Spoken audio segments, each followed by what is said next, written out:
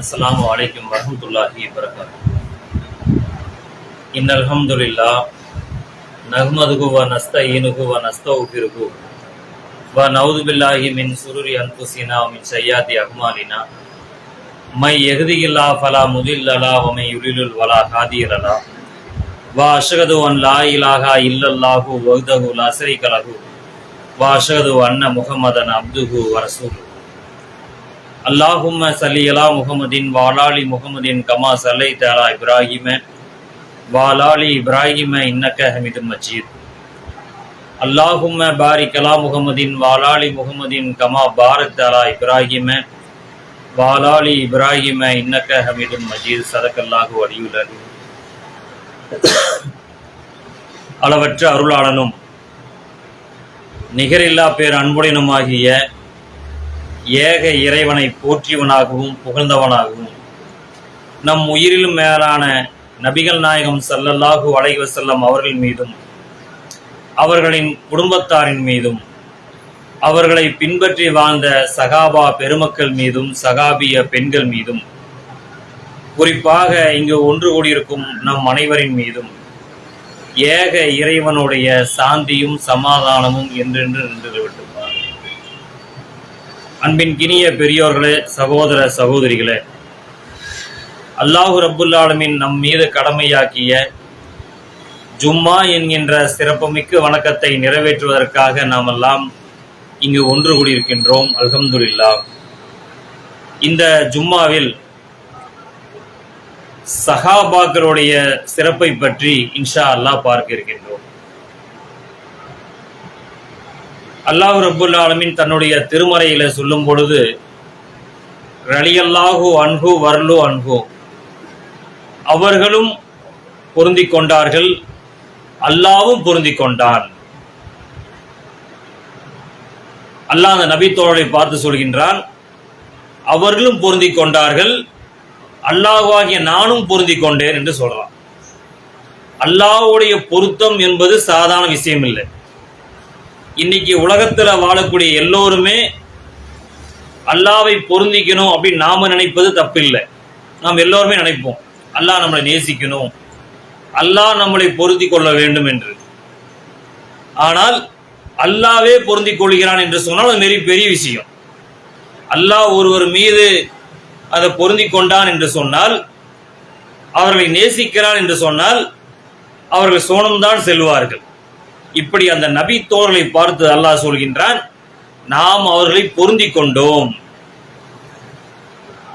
அப்படிப்பட்ட அந்த நபி தோழர்களுடைய சிறப்புகள் என்பது ஏராளமான நபி தோழர்கள் ஒவ்வொருவருடைய ஒவ்வொரு சிறப்புகள் இருப்பதை பார்க்கிறோம். இந்த நபி தோழருடைய சிறப்புகள் பல மார்க்க அறிஞர்கள் ஜும்மாக்களிலும் மார்க்க விளக்க கூட்டங்களிலும் இந்த நபி தோழர்களுடைய சிறப்புகளை பற்றி சொல்லியிருக்கிறார்கள். இப்படி சொல்லி இருந்தாலும் நாம் எத்தனை முறை அதை கேள்விப்பட்டிருந்தாலும் கூட அதை மீண்டும் அதை ஒரு முறை படிக்கும் பொழுது, அதை நினைவு கூறும் பொழுது, நபி தோழர்கள் இப்படி அழகான ஒரு வாழ்க்கையை அவர்கள் வாழ்ந்திருக்கிறார்களா, அல்லாஹ் பொருந்தி கொண்டேன் என்று சொல்கிறான் என்று சொன்னால் அவருடைய வாழ்க்கை எப்படி இருந்திருக்கும். நாம் அல்லாஹ்வை பொருந்திக் கொள்வது பெரிய விஷயம் இல்லை, அல்லாஹ் நம்ம மீது பொருந்திக் கொள்கிறான் என்று சொன்னால் அது சாதாரண விஷயம் இல்லை. அப்படி நபி தோழர்களை அல்லாஹ் பொருந்தி கொண்டான் என்று சொல்றான்னா அவங்களுடைய வாழ்க்கை எப்படி இருந்திருக்கும். இதெல்லாம் பல முறை நாம் கேள்விப்பட்ட மார்க்க அறிஞர்கள் மூலமாக கேள்விப்பட்ட சம்பவமாக இருந்தாலும் மீண்டும் ஒரு நினைவூட்டலாக அப்படி பார்க்கும் பொழுது ஒவ்வொரு நபி தோழர்களுக்கும் ஒரு சிறப்பு இருக்கிறது. அபூபக்கர் ரலியல்லாஹு அன்ஹு அவர்களுக்கு, உமர் ரலியல்லாஹு அன்ஹு அவர்களுக்கு, உஸ்மான் ரலியல்லாஹு அன்ஹு அவர்களுக்கு, அலி ரலியல்லாஹு அன்ஹு அவர்களுக்கு, அபூ ஹுரைரா ரலியல்லாஹு அன்ஹு, இப்படி ஒவ்வொரு நபி தோழருடைய சிறப்புகள் இருக்கிறது. இதுல இன்ஷா அல்லாஹ் அபூ தல்ஹா ரலியல்லாஹு அன்ஹு அவர்கள், இந்த அபூ தல்ஹா ரலியல்லாஹு அன்ஹுடைய சிறப்பை பற்றி இன்ஷா அல்லாஹ் பார்க்க இருக்கின்றோம். இந்த அபூ தல்ஹா ரலியல்லாஹு அன்ஹு அவர்கள் அன்சாரி தோழர், மதீனாவை சேர்ந்தவர். அவர் மக்காவை சேர்ந்தவர் முஹாஜிர்கள், மதீனாவை சேர்ந்தவர்கள் அன்சாரிகள். இந்த அபூ தல்ஹா ரலியல்லாஹு அன்ஹு அவர்கள் மதீனாவை சேர்ந்த அன்சாரி தோழர். அந்த மதீனாவிலே மிகப்பெரிய ஒரு செல்வந்தராக இருக்கிறார். அவருக்கு பல தோட்டங்கள் இருக்கின்றன. இப்படி மிகப்பெரிய செல்வந்தராக இருக்கக்கூடிய அபூ தல்ஹா ரலியல்லாஹு அன்ஹு அவர்கள் அல்லாஹ்வுடைய தூதர் மக்காவில் இருக்கும் பொழுது அவர்கள் மக்காவிலே அந்த 13 ஆண்டுகள் மார்க்கத்தை சொல்லக்கூடிய நேரத்துல சில நபி தோழரை மதினாவுக்கு அனுப்புறாங்க. அனுப்பிச்சு அங்கு இந்த சத்திய கொள்கை மார்க்கத்தை சொல்லுங்கன்னு சொல்லி, இப்படி அந்த 2 நபி தோழர்கள் போய் மதினாவில் சொல்லக்கூடிய நேரத்துலதான் அது பல பேர் இஸ்லாத்தை ஏத்துக்கிட்டாங்க. அதுல மிக முக்கியமானவர்கள் உம்மு சுலைம் என்கின்ற ஒரு பெண்மணி. இந்த 2 நபி தோழர்களுடைய இந்த மார்க்கத்தை சொன்ன அந்த 2 நபி தோழர்கள் சொன்ன அந்த செய்தியை அந்த பெண்மணி உம்மு சுலைம் அவர்கள் அந்த ஏகத்துவ கொள்கையை, அல்லாவையும் அல்லாவுடைய தூதரையும் பின்பற்ற வேண்டும் என்பதை அந்த உம்மு சுலைம் அவங்க ஏத்துக்கிறாங்க. இந்த உம்மு சுலைம் யார் என்று சொன்னால் அவருடைய கணவர் மாலிக். அவங்க 2 பேருக்கு பிறந்ததுதான் அனஸ் ரலியல்லாஹு அன்ஹு அவர்கள். அனஸ் ரலியல்லாஹு அன்ஹு அவர்களை பற்றி நாம் பல முறை கேள்விப்பட்டிருக்கிறோம். அல்லாஹ்வுடைய தூதரிடத்துல அந்த சிறு வயதிலே அனஸ் அவர்கள் 10 ஆண்டுகள் வேலை செய்தார். அந்த அனஸ் ரலியல்லாஹு அன்ஹு அறிவிக்கிறாங்க, பிற்காலத்துல நான் அல்லாஹ்வுடைய தூதரிடத்துல 10 ஆண்டுகள் வேலை செஞ்சேன். 10 ஆண்டுகளுக்கு மேலாக அல்லாஹ்வுடைய தூதர் ஒரு முறை கூட என்னை ஏன் இப்படி செஞ்சே அப்படி செஞ்ச கூட கேட்டதில்லை. இப்படி அனஸ் ரலியல்லாஹு அன்ஹு அல்லாஹ்வுடைய தூதரிடத்துல வளர்ந்தவர் தான் அவரு. இந்த உம்மு சுலைம் அவருடைய கணவர் மாலிக், அவருடைய மகன் அனஸ் ரலியல்லாஹு அன்ஹு அவர்கள். அனஸ் அப்போ அவங்க அனஸ் ரலியல்லாஹு அன்ஹு கை குழந்தையா இருக்கிறாங்க. இந்த உம்மு சுலைம் அவர்கள் இந்த மார்க்கத்தை ஏற்றுக்கொண்ட காரணத்தால் அவருடைய கணவராக இருக்கக்கூடிய மாலிக் தன்னுடைய மனைவியிட்ட கோபப்பட்டு அந்த அறியாமை காலத்தினுடைய கோபத்தை காட்டி அங்கிருந்து சிரியாவுக்கு அவங்க போயிட்டாங்க. அங்கேயே வியாபாரம் செய்து அங்கேயே அவர்கள் மரணித்து விட்டார். யாரு? உம்மு சுலைம் அவர்கள் வந்து இஸ்லாத்தை ஏத்துக்கிறாங்க. அவருடைய கணவர் மாலிக் சிரியா வியாபாரத்துக்கு போய் அங்கேயே மரணிச்சிட்டார். இப்போ உம்மு சுலைம் அவர்களும் அவருடைய கை குழந்தையாக அனஸ் ரலியல்லாஹு அன்ஹு இருக்கிறாங்க. அபு தல்ஹா ரலியல்லாஹு அன்ஹு அவர்கள் அந்த மதீனாவிலே செல்வந்தராக இருக்காங்க சொன்னோமா இல்லையா? அவங்க உம்மு சுலைம் அவர்களை பெண் கேட்டு வராங்க. உம்மு சுலைமை திருமணம் செய்ததுக்காக அவர் கை குழந்தையோட விதவையாக இருக்கிறாங்க. அவங்கள திருமணம் செய்யறதுக்கு கேட்கறாங்க. அப்போ அவங்க உம்மு சுலைம் அவங்க சொல்றாங்க, உங்களை நான் திருமணம் செஞ்சுக்க முடியாது. ஏனென்று சொன்னால் நான் இந்த இஸ்லாத்தை ஏற்றிருக்கிறேன், அல்லாவையும் அல்லாஹ்வுடைய தூதரையும் பின்பற்றுகிறேன், நீங்க இந்த கொள்கையில இல்ல. அவருக்கு ஆச்சரியம். யாருக்கு? அபு தல்ஹா ரலியல்லாஹு அன்ஹுவுக்கு ஆச்சரியம். நாம் மிகப்பெரிய செல்வந்தராக இருக்கிறோம், மதீனாவுல மிக பலமா இருக்கிறோம், யார்கிட்ட போய் பெண் கேட்டாலும் பெண் கொடுக்க தயாராக இருப்பாங்க. இவ்வளவு பெரிய ஒரு செல்வந்தர் வந்து கேட்கிறோம், ஆனா அவங்க மறுக்கிறாங்களே. இன்னைக்கு உலகத்துல ஒரு விதவையாக ஒரு குழந்தையோடு இருக்கிறாங்க. ஒரு மிகப்பெரிய ஒரு செல்வந்தர் வந்து பெண் கேட்டா உடனே திருமணம் செய்யக்கூடிய பெண்களா இருக்கிறாங்க. ஆனா இவங்க மறுக்கிறாங்களே, அப்படின்னா என்ன காரணம் அப்படிங்கும் பொழுது அவங்க உம்மு சுலைம் சொல்றாங்க, நான் அல்லாஹ்வையும் ரசூலையும் பின்பற்றேன், நீங்க அந்த கொள்கையில இல்லை. அப்படியானால் அந்த அபு தல்ஹா அவர்கள் அந்த என்ன மார்க்கோ என்ன கொள்கைன்னு கேட்கிறார். கேட்கக்கூடிய நேரத்தில் உம்மு சுலைம் அவர்கள் இந்த மார்க்கத்தை பற்றி சொல்றாங்க. அல்லாஹ்வைத்தான் வணங்க வேண்டும், அல்லாஹ்வுடைய தூதரைத்தான் பின்பற்ற வேண்டும் என்கின்ற இந்த கொள்கையை சொல்றாங்க. இந்த கொள்கையை சொன்ன உடனே அவர்கள் அபு தல்ஹா அவர்கள் இந்த கொள்கையை ஏற்றுக்கொள்கிறார்கள், இந்த மார்க்கத்தை ஏத்துக்கிறாங்க. உடனே அவர்கள் 2 பேரும் திருமணம் செய்யறாங்க. யாரு? அபு தல்ஹா அவர்களும் உம்மு சுலைம் அவர்களும் 2 பேரும் திருமணம் செய்து கொள்கிறார்கள். அந்த மாலிக் மூலமாக பிறந்த அனஸ் அவங்க கை குழந்தையாக இருக்கிறாங்க. அதற்கு பிறகு இந்த இஸ்லாத்தை ஏற்றுக்கொள்கிறார்கள் அபு தல்ஹா ரலியல்லாஹு அன்ஹு அவர்கள். இஸ்லாத்துல முதல் போரான பத்ரு போர். பத்ரு போர் என்பது எவ்வளவு முக்கியமான போர். முதலாக நடந்த போர். கிட்டத்தட்ட முஸ்லிம்கள் வெறும் 300 பேரு, அங்க 1000 பேரு. அல்லாஹ் மிகப்பெரிய வெற்றியை தரான். அந்த போரிலே அபு தல்ஹா ரலியல்லாஹு அன்ஹு அவர்கள் கலந்து கொள்கிறார்கள். அல்லாஹ் திருமறை குர்ஆன்ல சொல்றான், இந்த பத்ரு போரிலே கலந்து கொண்டவர்கள், இந்த பத்ரு யுத்தத்திலே கலந்து கொண்டவருடைய முன் பாவங்கள் எல்லாம் மன்னிக்கப்பட்டு விட்டது. அந்த 300 பேர் கலந்துட்டாங்களா இல்லையா பத்ரு போர்ல முஸ்லிம்கள், அவர்களுடைய முன் பாவங்கள் அனைத்தும் மன்னிக்கப்பட்டு விட்டது. அபு தல்ஹா அவர்கள் அந்த பத்ரு யுத்தத்திலே கலந்துக்கிறாங்க. அடுத்ததாக உஹது போர். உஹது போர் நமக்கு பல முறை கேட்ட சம்பவம். அங்கு அல்லாஹ்வுடைய தூதருடைய பேச்சை சில நபி தோழர்கள் கேட்காத காரணத்தால் அவங்க ஒரு இடத்துல நிக்க சொல்றாங்க. நாம சொல்ற வரைக்கும் அங்க வர வேணாம்னு சொல்றாங்க. அவங்க மீறி அதை வந்துட்டாங்க. அது வந்தனால ஒரு மிகப்பெரிய குழப்பம் ஏற்பட்டு அல்லாஹ்வுடைய மரணித்து விட்டார்கள் என்ற ஒரு செய்தி பரவி உஹது போர்ல பெரிய ஒரு குழப்பமான ஒரு சூழ்நிலை ஏற்பட்டது. அந்த நேரத்துல அபூ தல்ஹா ரலியல்லாஹு அன்ஹு அவர்கள் மக்களை எல்லாம் தன்னுடைய உரத்த குரலால் சத்தம் போட்டு மக்களை எல்லாம் ஒன்று திரட்டுகிறார்கள். இன்னும் உஹது போர்ல அபூ தல்ஹாவுடைய சிறப்பு பார்த்தோம் என்று சொன்னால், அல்லாஹ்வுடைய தூதரோடு சுற்றி நிற்கக்கூடிய ஒரு சில நபி தோழர்கள அபூ தல்ஹாவும் நிக்கிறாங்க. அல்லாஹ்வுடைய தூதர் தலையை உயர்த்தி பார்க்கக்கூடிய நேரத்துல அபூ தல்ஹா ரலியல்லாஹு அன்ஹு சொல்றாங்க, அல்லாஹ்வின் தூதரே, நீங்கள் தலையை உயர்த்தி பார்க்காதீங்க, எதிரியுடைய அம்புகளும் வந்து கொண்டிருக்குது, நீங்க உங்களுடைய தலையை உயர்த்தாதீங்க, எங்களுடைய மார்பு இருக்குது, எங்களுடைய மார்புக்கு பிறகுதான் உங்களுக்கு கேடயமாக நாங்கள் நிக்கிறோம். யார் சொன்னது? Abu Talha. பல நபித்தோல் நிக்கிறாங்க, அது அபூ தல்ஹா அவர்கள். அல்லாஹ்வுடைய தூதருக்கு ஒரு பக்க பலமாக நீங்கள் உங்களுடைய தலையை நீங்கள் உயர்த்தாதீர்கள் என்று அந்த நேரத்தில் சொன்னார். இன்னும் பார்க்கிறோம், அல்லாஹ்வுடைய தூதர் அவர்களை பின்புறமாக ஒரு எதிரி வாளால் வெட்ட வரும்பொழுது அபூ தல்ஹா அவர்கள் தன்னுடைய கையை தூக்கி அந்த வாளின் தன்னுடைய விரல்கள் அவர்களுக்கு சேதமடைந்தது. இப்படி அபூ தல்ஹாவுடைய அவருடைய சிறப்பை பார்த்தோம்னா உஹது போர்ல இப்படி அபூ தல்ஹா ரலியல்லாஹு அன்ஹுடைய சிறப்புகள் ஏராளமான சிறப்புகள். ஒரு முறை அல்லாஹ்வுடைய தூதர் அவர்கள் இப்படி தன்னுடைய தோழர்களோடு அமர்ந்திருக்கிறாங்க.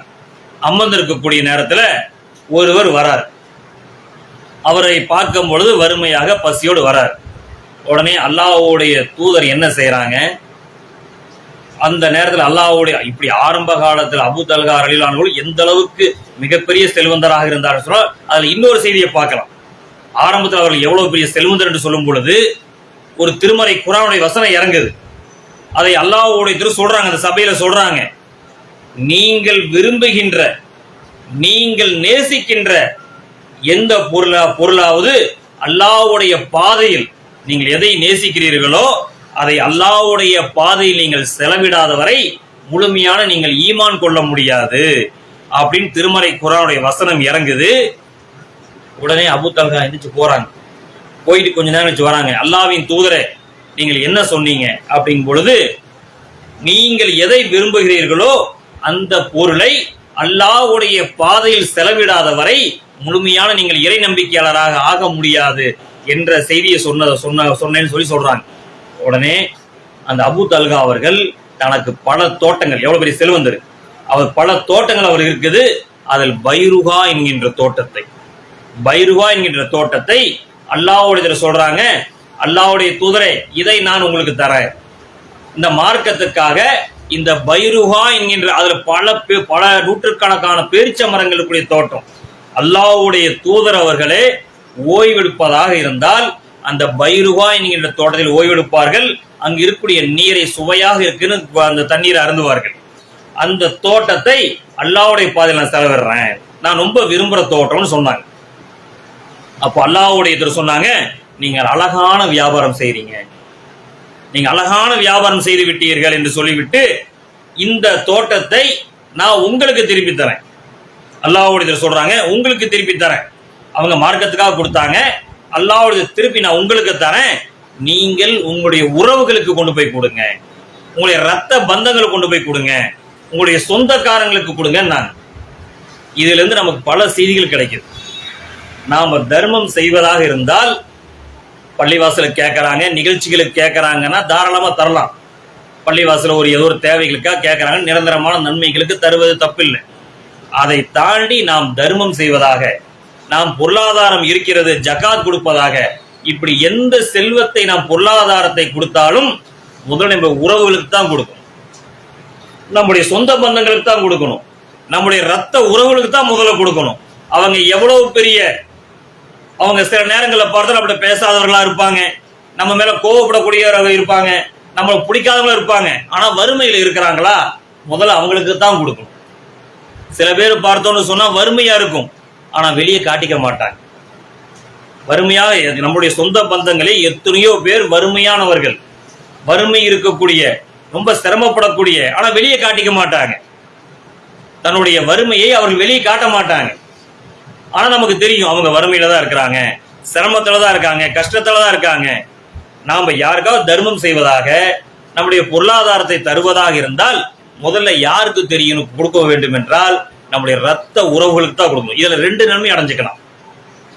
ஒண்ணு நம்ம தர்மம் கொடுத்த நன்மை, ரெண்டாவது உறவுகளை பேணி கொள்ற நன்மை. இதுல ஏராளமான நன்மைகள் இருக்குது. நம்முடைய ரத்த பந்த உறவுகளுக்கு தான் முதல்ல கொண்டு போய் கொடுக்கணும். ஒருவேளை நம்ம கொடுக்கக்கூடிய ஜக்காத்துன்னு சொல்லி கொடுத்தா அவங்க வாங்க மாட்டாங்கன்னு சொன்னா, நம்ம அந்த ரம்லான் மாசம் கொடுப்பதா சில பேர் கொடுப்பாங்க. சில நேரங்கள் கொண்டு போய் கொடுத்து நம்ம ஜக்காத்துன்னு சொன்னா அவங்க வாங்க மாட்டாங்கன்னா, நம்ம பணம் செல்வத்தை கொடுத்து உங்களோட வியாபாரத்துக்கு வச்சுக்கங்க. இது யாருக்கும் தெரிய வேண்டாம், எனக்கும் உங்களுக்கு தெரிஞ்சா போதே. நமக்கு அல்லாஹ் தெரிஞ்சா பார்த்தாதா? மறுமையில் அது நன்மையா வர வேண்டுமே. அப்படி என்றால் யாரு அவங்க மற்றவங்களுக்கு விரும்ப மாட்டாங்கன்னு சொன்னா, யாருக்கும் தெரியாம கொண்டு போய் கொடுக்கலாம். உங்களுடைய வியாபாரத்துக்கு வச்சுக்கங்க. உங்களுக்கு ஏதாவது கடன் இருந்தால் அந்த கடனை முதல்ல அடைங்க. இப்படி நாம் தர்மம் செய்வதாக இருந்தால், நாம் ஜக்காத் கொடுப்பதாக இருந்தால், முதல்ல நம்முடைய உறவுகளுக்கு, நம்முடைய ரத்த பந்தங்களுக்கு, நம்முடைய சொந்தங்களுக்கு தான் முதல்ல கொடுக்கணும். அடுத்ததுதான் தூக்கி மற்றவங்களுக்கு. அல்லாஹ்வுடைய தூதர் அந்த பைருவாங்கிற தோட்டத்தை திருப்பி அபூ தல்ஹாக்கே கொடுத்து உங்களுடைய உறவுகளுக்கு கொண்டு போய் கொடுங்க, உங்களுடைய சொந்த பந்தங்களுக்கு கொடுங்கன்னு சொன்னாங்க. ஆனா இன்னைக்கு பாக்குறோம், சொந்த பந்தங்களை எல்லாம் வறுமையில் இருப்பாங்க, ரொம்ப கஷ்டத்தில் இருப்பாங்க, தெளிவா தெரியும். ஆனாலும் இவர் வேற மற்றவங்களுக்கு போய் தர்மம் கொடுத்துட்டு இருப்பார். அல்லாஹ்வுடைய சொந்த பந்தங்களுக்கு தான் முக்கியத்துவம் கொடுத்தாங்க. நம்ம ஃபித்ராவா கொடுப்பதாக இருந்தாலும் சரி, ஜக்காத் கொடுப்பதாக இருந்தாலும் சரி, தர்மம் கொடுப்பதாக இருந்தாலும் சரி, மற்ற பள்ளிவாசல்களுக்கு மற்றவங்க கொடுக்கலாம், நன்மையை நாடி கொடுக்கலாம். இதுவெல்லாம் தாண்டி முதல்ல யாருக்கு கொடுக்க வேண்டும் என்றால் நம்முடைய சொந்த பந்தம் தான், நம்முடைய ரத்த உறவுகளை தான். அல்லாஹ்வுடைய சொன்னாங்க, நீங்கள் நீண்ட ஆயுளுடன் வாழ வேண்டுமா? நம்ம நீண்ட ஆயுள் வாழ்றதுக்கு என்ன பண்றோம்? போய் பிரஷர் செக் பண்றோம், சுகர் செக் பண்றோம், கொலஸ்ட்ரால் செக் பண்றோம், நம்ம உடம்புக்கு ஏதாவது வந்துருமான பாதிப்பா நினைக்கிறோம். அல்லாஹ்வுடைய சொன்னாங்க, நீங்கள் நீண்ட ஆயுளோடு வாழ வேண்டுமா? சொந்த பந்தங்களை சேர்த்திக்கங்க, உறவுகளோடு சேர்ந்து வாழுங்கன்னு சொன்னாங்க. அவங்களுடைய உறவை நீங்க முறிச்சு வாழாதீங்கன்னு சொன்னாங்க. இப்படி அந்த தோட்டத்தை அல்லாஹ்வுடைய அபூ தல்ஹாக்கு கொடுத்து நீங்க உங்களுடைய சொந்த பந்தங்களை கொடுங்கன்னு சொன்னாங்க.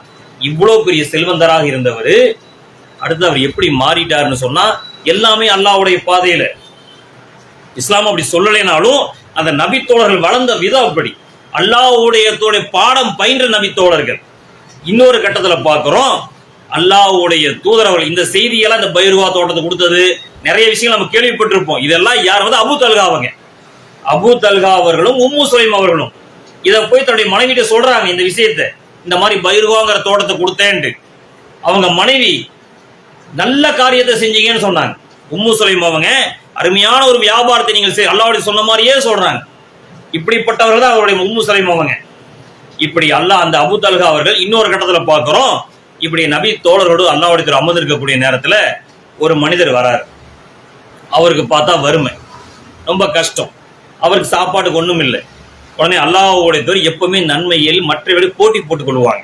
நன்மைகளை அவர்கள் அதிகமாக செய்யக்கூடியவர்கள் தான் அல்லாஹ்வுடைய தூதரவங்க. ஒரு நபி தோழரை எந்திரிச்சு அவருடைய மனைவிமான் வீட்டுக்கு அனுப்பி ஏதாவது சாப்பிடுவதற்கு ஏதாவது இருக்குதான்னு பாட்டு வர சொல்றாங்க. இந்த நபி தோழருக்காக ஒருத்தர் வந்திருக்காரு, அந்த மனிதருக்காக. உடனே அவர் போறாரு, ஒவ்வொரு மனைவி மாட்டையும் கேட்கிறாரு. அவங்க சொல்றாங்க, அல்லாஹ் மீது ஆணையா ஒண்ணும் இல்லை, தண்ணியை தவிர வீட்டுல எதுவுமே இல்லை. உடனே அல்லாஹ்வுடைய இந்த விருந்தாளியை யார் அழைச்சிட்டு போறீங்கன்னு கேட்கிறாரு. உடனே அந்த கூட்டத்தில் இருந்தவர் அபூ தல்ஹா எந்திரிச்சு, நான் கூட்டிட்டு போறேன். அபூ தல்ஹா கூட்டிட்டு போறேன்னு சொல்றாரு. அவர் வீட்லயும் வறுமை.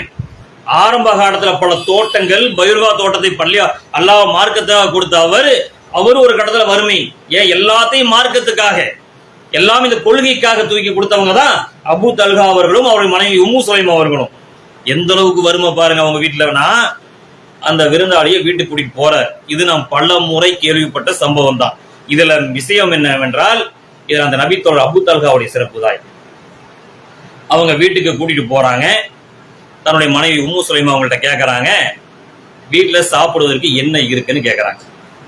வீட்டுல சாப்பிட நாம போய் என்ன கேட்போமா? நாம என்ன ஆக்கி வச்சிருக்கேன்னு கேட்போம். இன்னைக்கு என்ன ஆக்கி இருக்கிறீங்க? என்ன தோசையா, இட்லியா, இல்ல குஸ்காவா, பிரியாணியா, இப்படி கேட்கறக்கா கேட்போம். ஆனா அவங்களுடைய வார்த்தை வீட்டுல சாப்பிடுவதற்கு என்ன, ஏன்னா எதுவுமே இல்லை, சாப்பிடுவதற்கு என்ன இருக்குன்னு கேட்கறாங்க.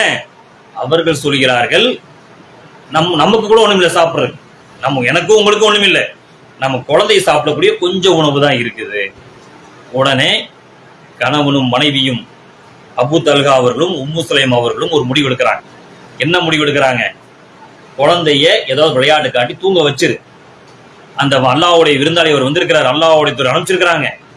நாம சாப்பிடுவது போல நீயும் நானும் அவரே உட்கார சாப்பிட்ற மாதிரி ஒரு ஏற்பாடு பண்ணி அந்த விளக்கை அவிச்சிருவோம். அந்த காலத்துல லைட்டு கரண்ட் எல்லாம் இல்லையே, விளக்கு தான், விளக்கு அணைச்சிருவோம். நம்ம சாப்பிடுவது போல பாவனை செய்வோம், அவர் சாப்பிடட்டும். அதே மாதிரி அந்த வந்திருக்கூடிய விருந்தாளியை உட்கார வச்சு இவர்களும் சாப்பிடுவது போல நடிச்சு அந்த குழந்தைக்காக இருந்த அந்த உணவை அவருக்கு கொடுத்தாங்க. இது எவ்வளவு பெரிய விஷயம். நம்ம என்னைக்கா நம்முடைய வாழ்க்கையில இப்படி ஒரு சம்பவம் நடக்குமா? நாம யாராவது நண்பர்களை தௌஹீத் சகோதரர்கள் கூட வீட்டுக்கு டீ சாப்பிட கூட்டிட்டு போனா கூட, எல்லா பெண்களும் அல்ல, சில பெண்கள், எல்லாரும் அப்படி விதிவா, எல்லாரும் அப்படி இல்லை. ஆனா சில பெண்கள் என்ன செய்வாங்க, வீட்டுல பால் இல்ல, சர்க்கரை இல்ல, கேஸ் சிலிண்டரே தீந்துருச்சுன்னு சொல்லிடுவாங்க. வீட்டுல சிலிண்டரே தீந்து போச்சு, அந்த ஒரு டீ வச்சு தரக்காக வீட்டுல சிலிண்டரே தீந்து போச்சுன்னு சொல்லிடுவாங்க. நம்முடைய வாழ்க்கை இப்படித்தான் இருக்கு. ஆனால் அவர்கள், அந்த அபூ தல்ஹா அவர்களும் உம்மு சுலைம் அவர்களும் தன்னுடைய குழந்தைக்கு வச்சிருந்த அந்த கொஞ்ச உணவை தூக்கி அவங்களுக்கு கொடுத்தாங்க. இந்த உலகத்துல இந்த விஷயம் யாருக்குமே தெரியாது. யாருக்கு தெரியும்? அபூ தல்ஹா அவர்களுக்கு தெரியும், உம்மு சுலைம் அவர்களுக்கு தெரியும், அவருடைய மனைவி. இந்த 2 பேரை தவிர இந்த சம்பவம் வந்திருக்கக்கூடிய விருந்தாளிக்கு கூட இவர்களுக்கு இல்லாம நமக்கு கொடுத்தாங்கிறது கொஞ்சம் கூட தெரியாது. ஆனா அல்லாஹ் என்ன பண்ணிட்டான்னு கேட்டா, அடுத்த நாள் காலையில அல்லாஹ்வுடைய தூதரை சந்திப்பதற்கு அபூ தல்ஹா போறாங்க. அல்லாஹ் திருமறை குர்ஆனுடைய வசனமே இறக்கிட்டான். இந்த நபி தோழர்கள் இந்த செஞ்ச சிறப்ப ஒரு திருமறை குர்ஆன் வசனமே இறக்கிட்டான். என்ன வசனம்?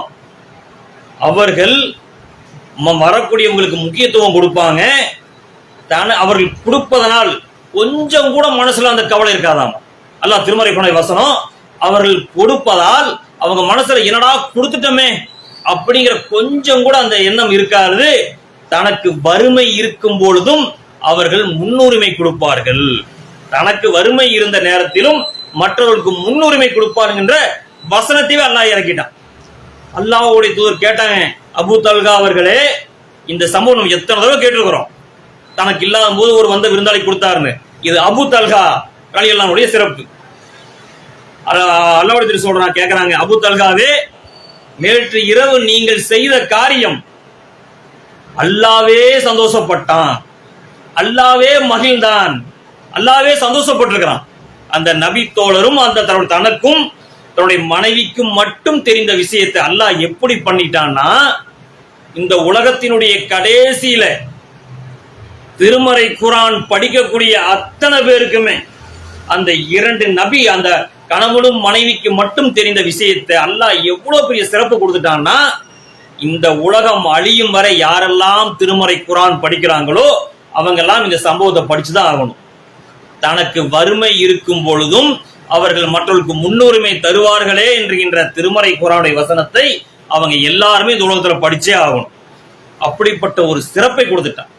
ஒரு காலத்துல பெரிய பெரிய தோட்டங்களை வச்சிருந்தவர் இந்த மார்க்கத்திற்காக எல்லாமே தூக்கி தந்தார் என்கின்ற செய்தியை பார்க்கிறோம் என்று சொல்லி எனது முதல் உரையை முடித்துக் கொள்கிறேன். வாகிரதான் அல்ஹம்துலில்லாஹி ரப்பில் ஆலமீன். அஸ்ஸலாமு அலைக்கும் வரஹ்மத்துல்லாஹி வபரகாத்துஹு.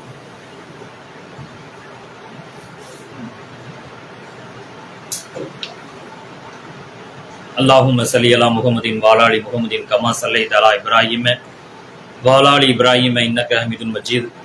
அல்லாஹும்ம பாரிக் அலா முஹம்மதின் வஆலா முஹம்மதின் கமா பாரக்த அலா இப்ராஹீம வஆலா இப்ராஹீம இன்னக ஹமீதுன் மஜீத். அன்பின் கினிய பெரியோர்களே, சகோதர சகோதரிகளே, இதை விட ஒரு பெரிய சம்பவத்தை பார்க்கலாம் இவங்க வாழ்க்கையில. மார்க்கம் அப்படி சொல்லல, ஆனா அந்த நபித்தோடைய சிறப்புகள். இன்னைக்கு நபி தோழர்கள் என்று சொன்னால் சிலரெல்லாம் நபி தோழர்கள்லாம் பேசக்கூடியதை பார்க்கணும். நபி தோழர்கள் மரியாதை இல்லாமலாம் பேசுறாங்க. ஆனா நபி தோழருடைய சிறப்பு அல்லாஹ்வுடைய சொன்னாங்க, என்னுடைய தோழர்களை ஏசாதீர்கள். நபி தோழர்களும் மார்க்கத்துக்கு மாற்றமாக இருந்தால் நடக்க வேண்டிய அவசியம் இல்லை. நமக்கு யாரு மார்க்கம்னா அல்லாஹ்வும் அல்லாஹ்வுடைய தூதரால மாற்றுக்கிறதுக்கு இல்லை. நபி தோழருடைய சிறப்புகள் ஒரு பக்கம் இருக்குது. அவங்க மார்க்கத்துக்கு மாற்றமா இருந்தால் செய்ய தேவையில்லை. ஆனா அவங்க திட்டுறது ஏசுறதா இருக்கக்கூடாது. அல்லாஹ்வுடைய சொன்னாங்க, என்னுடைய தோழர்கள் நீங்கள் திட்டாதீர்கள். நம்ம நபித்தோடைய சிறப்புகளை தெரிஞ்சு வச்சிருக்கோம். இன்னும் எந்த அளவுக்கு என்று சொன்னால் இது மிகப்பெரிய ஆச்சரியம். நம்ம வாழ்க்கை அப்படி நடக்க போறதும் இல்லை, நடக்கவும் செய்யாது, நடக்க வேண்டியதும் இல்லை. ஆனால் அவர்களுடைய வாழ்க்கை எப்படிப்பட்ட வாழ்க்கை என்றால், அந்த அபூ தல்ஹா அவர்களுக்கும் உம்மு சுலைம் அவர்களுக்கும் பிறந்த குழந்தை உம்மையருங்கிற ஒரு குழந்தை. அனஸ் அவங்க மாலிக் முன்னாள் கணவன் பிறந்த அவருக்கு குழந்தை. இந்த இவங்க 2 பேத்துக்கும் உம்மையர்னு ஒரு குழந்தை இருந்துச்சு. இவர் வியாபார விஷயமாக அபூ தல்ஹா அவர் வெளியூருக்கு செல்லக்கூடிய நேரத்துல உம்மையர் அவங்களுக்கு உடம்பு சரியில்லை, அந்த குழந்தையா இருக்கிற நேரத்தில் உடம்பு சரியில்லாம போயிருச்சு. இவங்க வியாபாரத்துக்கு போயிட்டு வராங்க. வியாபாரம் என்று சொல் நம்ம மாதிரி நினைச்சோன்னா போயிட்டு அடுத்த வண்டியில வரத்தனாலே வந்துட முடியாது. அவங்கெல்லாம் போனால் சில நாட்களோ சில வாரங்களோ சில மாதங்களோ ஆகும். அந்த மாதிரியான பயணம் தான் அவங்களுடைய காலத்தில். இப்படி போன எத்தனை நாளும் தெரியல. அதில் போயிட்டு திரும்பி வரக்கூடிய நேரத்தில் இதுக்குள்ள என்ன ஆகுதுன்னா அந்த உமையங்கிற குழந்தை மரணிச்சிருக்கு. இவங்க வியாபாரத்துக்காக போயிட்டு வராங்க. கரெக்டாக வரக்கூடிய நேரத்தில் மரணிச்சிருக்கலாம் போல தெரியுது. அவங்க உம்மு சுலைம் என்ன செய்யறாங்கன்னு கேட்டா, தன்னுடைய கணவர் வராரு, தன்னுடைய குழந்தை மரணித்த விஷயத்தை மறைச்சிட்டு, அந்த குழந்தை மரணிச்சுதா இல்லையா அந்த விஷயத்தை மறைச்சிட்டு அதை கஃனிட்டு ஒரு வீட்டின் ஒரு ஓரத்தில் வச்சுட்டாங்க. நம்ம வீடு மாதிரி லைட்டு வெளிச்சம்லாம் இருக்காது. அவங்க ஓரத்தில் வச்சுட்டு தன்னுடைய கணவனுக்கு அன்றைய இரவு ஒரு கணவன் மனைவி, புது கணவன் மனைவி எப்படி இருப்பார்களோ அதன் மாதிரி ஒரு வாழ்க்கையை அவங்க இரவு வாழ்ந்து இருந்துட்டு அடுத்த நாள் அப்போ வரக்கூடிய நேரத்தில் அவர் சொல்ற அபூதல்கா கேட்கிறாரு, உமைர் எப்படி இருக்கிறாரு கேட்கிறாரு. அவங்க உம்மு சுலைம் சொல்றாங்க, முன்பை விட இப்ப நிம்மதியா இருக்கிறாரு, முன்னாடி இருந்த விட இப்ப நிம்மதியா இருக்கிறாரு அப்படின்னு சொல்லிட்டு அந்த மரணத்தை மறைச்சிட்டு இரவு ஒரு புது கணவன் மனைவி எப்படி இருப்பாங்களோ அது போல இருந்துட்டு அடுத்த நாள் சொல்றாங்க. இது மார்க்கத்தில் அனுமதியெல்லாம் இல்லை, செய்ய வேண்டியதில்லை, செய்யவும் முடியாது. அவங்களுடைய சிறப்பு தான் இது, நாம தெரிந்து கொள்ள வேண்டிய விஷயம்தான். அடுத்த நாள் இந்த விஷயத்தை தன்னுடைய கணவரிடத்துல இந்த மாதிரி உமைர் மரணித்து குழந்தை இறந்துருச்சுங்கிற விஷயம் சொல்றாங்க.